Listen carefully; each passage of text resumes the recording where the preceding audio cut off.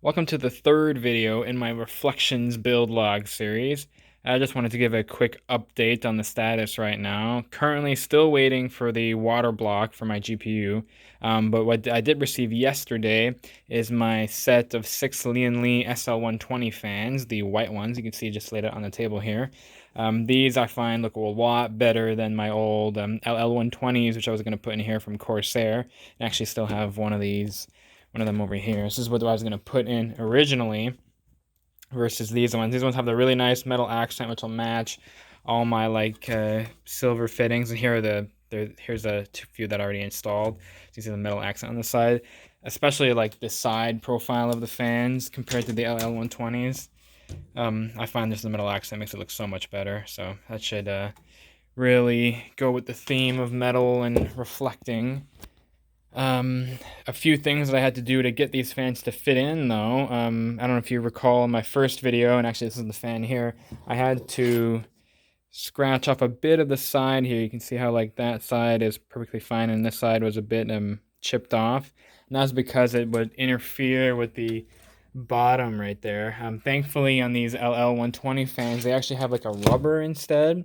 So I was able just to jam it in a bit, and the rubber just bent out away, and I didn't have to do any modifications there.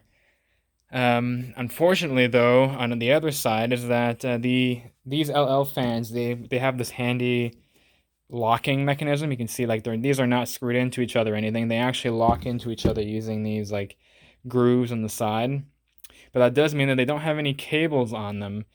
So if you look at a Corsair fan, the cables come off right away. They don't add any extra bulk.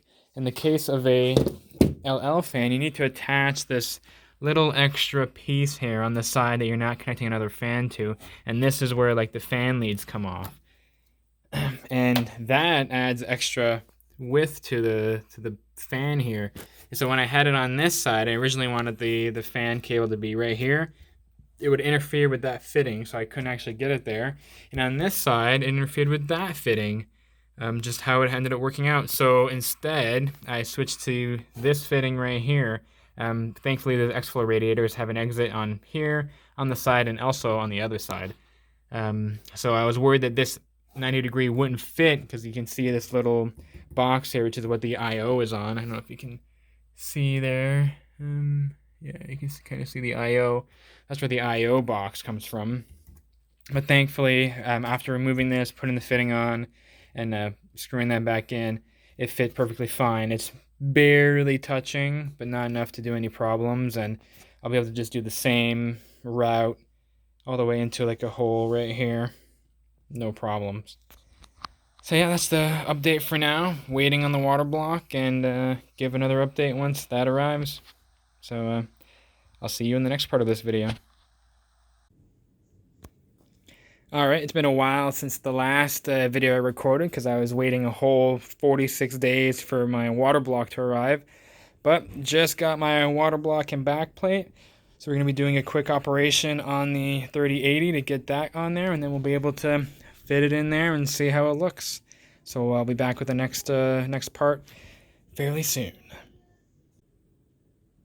Here we are with the heatsink removed.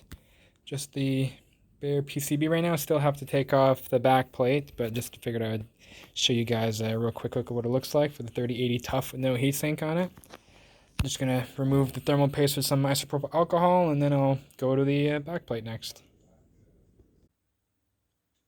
Alright, so I skipped a little bit ahead here, and the WaterBlock is now completely installed onto the RTX 3080 with the nickel backplate, reflecting everything really, really nice.